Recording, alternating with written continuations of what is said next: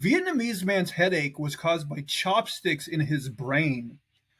Um, That'll do it. you really shouldn't try to power through persistent headaches. If your head feels like it's splitting constantly, there might be something seriously wrong. Take this Vietnamese man, for example. The 35-year-old man was suffering from horrendous, persistent headaches, yet he simply tried to grit his teeth and bear the pain. After 5 months, however, he discovered a strange object in his nose. At the same time, his nose and throat got extremely runny, and his vision became a blur. He was rushed to a hospital where we can only imagine the doctor's reactions when they scanned his head.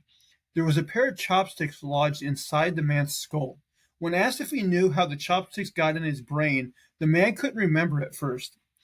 Eventually, he recalled that a night out had turned rowdy some months back, and he may have been stabbed in the face with something sharp. We can't help but wonder how much you have to drink not to realize you just got a pair of wooden sticks shoved into your skull. The bizarre medical case happened in late November, according to Vietnamese media sources. The man, identified only as Mr. PVT, had been struggling with the strange health issues for some time. Over the past 5 months, he had suffered from severe, reoccurring headaches and a sensation of tightness in his skull. He also had regular discharge through his nose and throat, sometimes snot, other times pus. Still, Mr. PVT had not sought medical help. He simply tried to power through the pain until the day came when he no longer could. One day, Mr. PVT's nose got extremely itchy. While scratching it, he discovered what was described as a foreign object. Trying to fix the issue himself, the man grabbed a pair of tweezers to try to pull out the unwelcome intruder. Much to his horror, though, he discovered that the object was a lot bigger than he realized. Immediately following his attempt to dislodge the object, Mr. PVT took a turn for the worse. His headache exploded. He virtually lost his vision, and the flow of liquid from his nose became a waterfall. At this point, his family decided it was time to see a doctor. They rushed Mr. PVT to the emergency room of the Vietnam Cuba Friendship Hospital in Dong Hoi, where doctors promptly gave him a CT scan. They discovered the man suffered from intracranial pneumothorax, a life threatening condition where excess air in the skull cavity exerts pressure on the brain. Further tests revealed the obvious cause of Mr. PVT's condition. That would be the pair of chopsticks piercing through the nose into his brain. I mean, this article goes on for a while, but I'm like, just like they said, like, how, like, my only thought is that these somehow caused him a weird memory loss. Because, like they said, like, how drunk do you have to be to get chopsticks, like, stuck through your nose, like, partially into your brain or whatever, and, like, you don't remember it? Like, my only thought is they pressed on like some sort of memory thing in his brain and like messed up his memory. I don't know how this could happen. Hey, you can get pretty drunk. I've been pretty drunk. I can see that.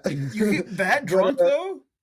where you forget, yeah, yeah, for sure. You can get like I think it's like a brownout maybe, or I mean there are blackout drunks, but I Right. mean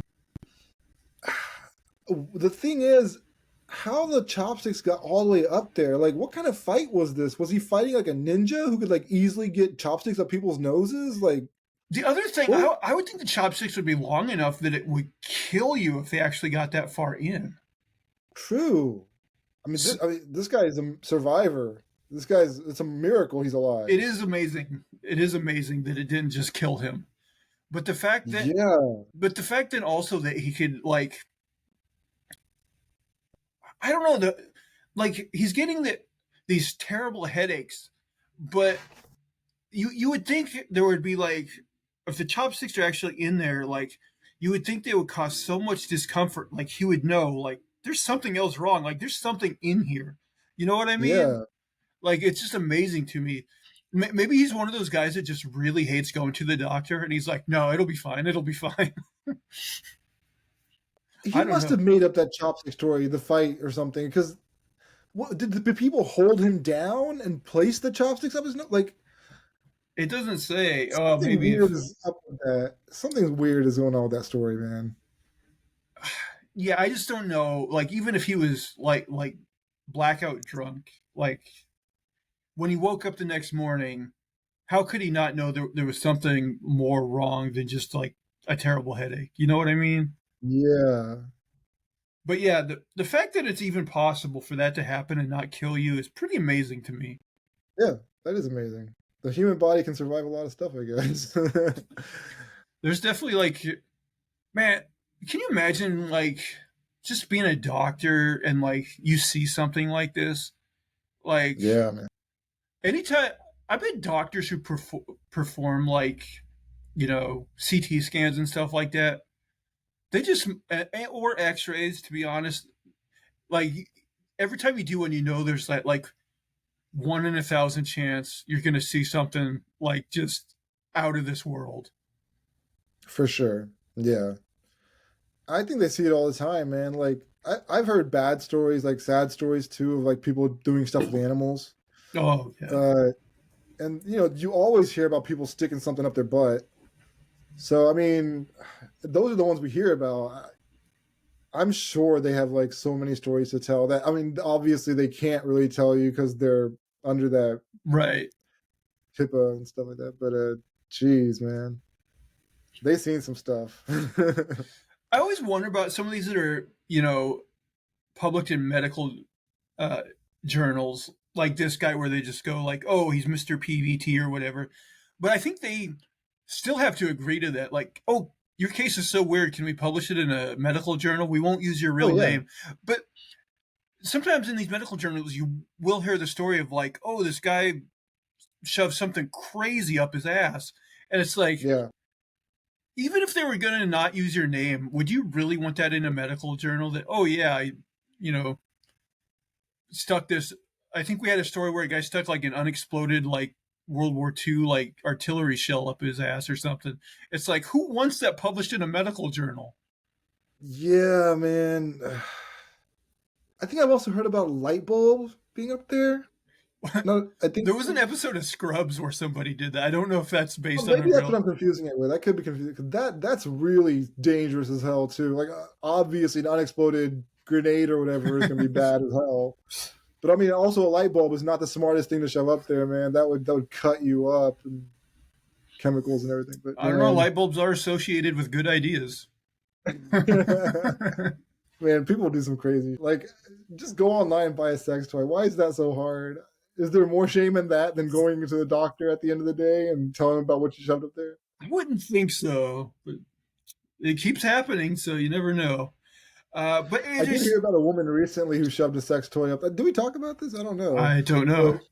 this woman, she was like doing stuff with her partner, and I guess she had a sex toy that was like a smaller, like 3-inch thing, and it just got sucked up right up in her anal cavity. She had to go to the doctor. I That mean, that's at least understandable. it's embarrassing, but yeah, it's at least understandable that Yeah, it could happen. That it could happen. It's not at least like, oh, it's the I right object. accidentally Yeah. sat on a coconut.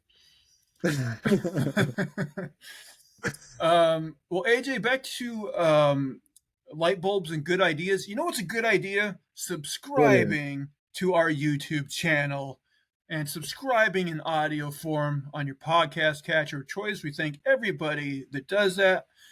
Please, if you will, tell everybody you know about us. Get us our subscriber numbers up. We would thank you very much for that. Leave us thumbs up, positive reviews, comments. Tell us what kind of stuff you've allegedly sat on. And if you like, you can follow me over on Twitter/X at Zach Jones Live. That's ZachJonesLive. And that'll do it for all of our shenanigans and poppycock this week. Please, please, please tune in again next week. Bye, guys. Take care.